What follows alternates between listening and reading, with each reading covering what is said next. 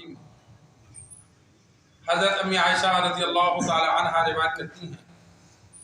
کہ آپ صلی اللہ علیہ وسلم نے فرمایا 3 رجسٹر ہوں گے، ایک اللہ تبارک و تعالی جس کو کبھی معاف نہیں کرے گا وہ اللہ کے ساتھ شرک کرنا ہے۔ اللہ تبارک و تعالی نے قرآن مجید میں فرمایا یقیناً اللہ تبارک و تعالی شرک کو معاف نہیں کرے گا۔ اور دوسرا رجسٹر بندوں کا آپس میں ایک دوسرے پر ظلم کرنا ہے، اس کو اللہ تبارک و تعالی چھوڑے گا نہیں یہاں تک کہ بعض بندے بعض سے اپنا بدلہ لے لیں۔ اور تیسرا رجسٹر جس کی اللہ پرواہ نہیں کرے گا وہ اللہ کا اور بندوں کا اپنے رب کے حق میں کمی کرنا ہے۔ اللہ تبارک و تعالی چاہے تو عذاب دے گا، چاہے تو معاف کر دے گا۔ سرکار دو عالم صلی اللہ علیہ وسلم نے میدان حشر میں جو 3 طرح کے دفاتر ہوں گے، 3 طرح کے دیوان، 3 قسم کے اعمال نامے جو ہوں گے ان کا ذکر فرمایا کہ ایک اعمال نامہ تو کفار کا ہوگا، مشرکین کا ہوگا، ان کے لیے کوئی معافی نہیں ہے، وہ سیدھے ہمیشہ کے لیے جہنم میں ہیں، اللہ تبارک و تعالی معاف نہیں فرمائے گا۔ دوسرے اعمال جو بندوں کے آپس میں حقوق ہیں ان کا ہوگا، بیوی ہے، بچے ہیں، والدین ہیں، دوست احباب ہیں، لین دین کے تعلقات ہیں، یہ سب حقوق گھر سے حساب شروع ہوگا، بیوی بچوں کا، والدین کا، پھر پڑوسیوں کا، پھر دوست کا، لین دین کا۔ اگر بندے نے سب کے حق ادا کیے تو فبہا، اگر کسی کے حق میں کمی کی یا کسی پر ظلم کیا، کسی کا حق کھایا تو اللہ تبارک و تعالی ان میں مداخلت نہیں فرمائے گا اور معاف بھی نہیں فرمائے گا، اور بندے بھی معاف نہیں کریں گے، وہاں ہر ایک دوسرے سے اپنا پورا بدلہ لے گا۔ ایک روایت بھی میں نے آج تک احادیث میں قرآن مجید میں کہیں بھی ذکر نہیں ملا کہ کوئی بندہ دوسرے کو معاف کر دے۔ البتہ جن کا ارادہ تھا دینے کا احادیث میں موجود ہے کہ ایک بندہ کا ارادہ تھا دوسرے کا حق دینے کا، لیکن وہ مجبور اتنا ہو گیا کہ وہ دے نہ سکا۔ شہید کو بھی جنت جانے سے روک دیا جاتا ہے اگر اس نے لوگوں کا حق دینا ہو۔ ایک جانب سے وہ جنتی ہے، شہید ہو گیا، دوسری جانب سے لوگوں کا حق کھایا تو اس کو جنت جانے سے روک دیا جاتا ہے۔ جن کا حق کھایا جب وہ مریں گے، اگلے جہاں حساب ہوگا، لین دین کے بعد شہید کو جنت میں جانے دیا جائے گا۔ یہ لوگوں کے حقوق کی وجہ سے وہ جنت جانے سے رک جائے گا۔ البتہ ایسا شہید یا ایسا بندہ جس نے قرض دیا تھا یا کوئی کام کیا تھا، اب اس بیچارے کی توبہ کی ارادہ ہے کہ یار دن کا میں نے حق کھایا میں دے دوں،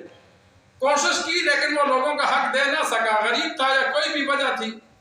اپنی جانب سے پوری کوشش کی کہ میں حق ادا کروں، لیکن اس کو طاقت نہ ملی کہ اس کا حق ادا کر سکے۔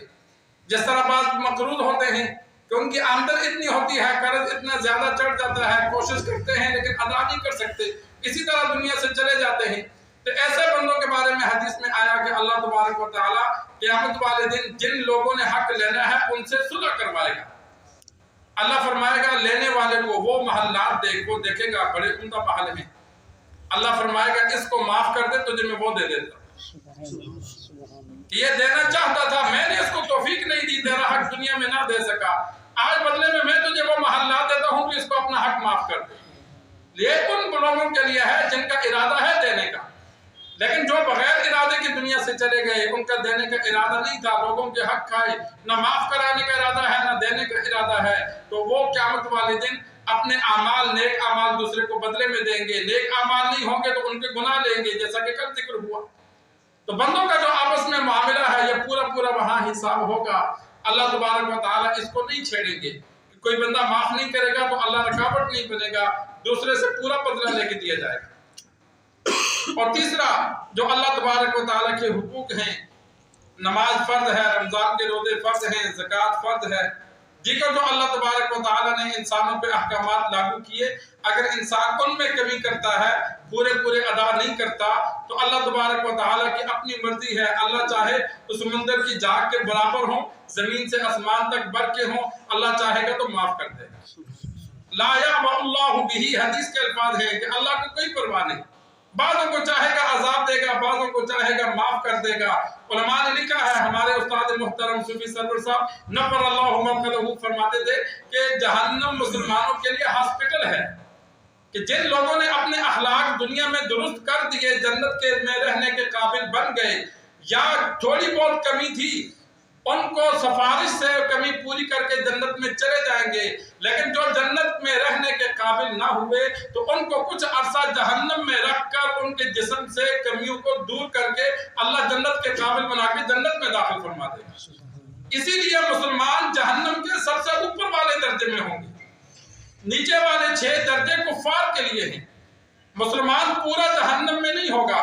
سجدے کے آزاد جن سے سجدہ کرتا ہے، دل ہے، ان کو آگ نہیں جلائے گی۔ یہ مسلمان کسی کو ٹہنے تک آگ جلائے گی، کسی کو گھٹنے تک آگ جلائے گی، اور مسلمان کا جسم کالا بھی نہیں ہوگا۔ کفار کے چہرے کالے ہوں گے، مسلمانوں کے چہرے کالے نہیں ہوں گے۔ تو کچھ عرصہ جہنم میں مسلمانوں کو سزا دی جائے گی، لیکن آپ صلی اللہ علیہ وسلم اور مسلمانوں کی سفارش سے اللہ پھر عذاب پورا نہیں دے گا بلکہ معاف کر کے جنت میں داخل کر دے گا۔ تو اللہ کے جو حقوق ہیں اللہ تبارک و تعالیٰ ان کی پرواہ نہیں کرے گا، چاہے تو معاف کر دے، چاہے تو عذاب دے دے، لیکن بندوں کے حق معاف نہیں ہوں گے۔ تو یہ 3 طرح کے اعمال نامے ہوں گے قیامت والے دن۔ اللہ سے دعا ہے اللہ ہمیں دین سیکھ کر سمجھ کر آخرت کی فکر رکھنے کی توفیق عطا فرمائے۔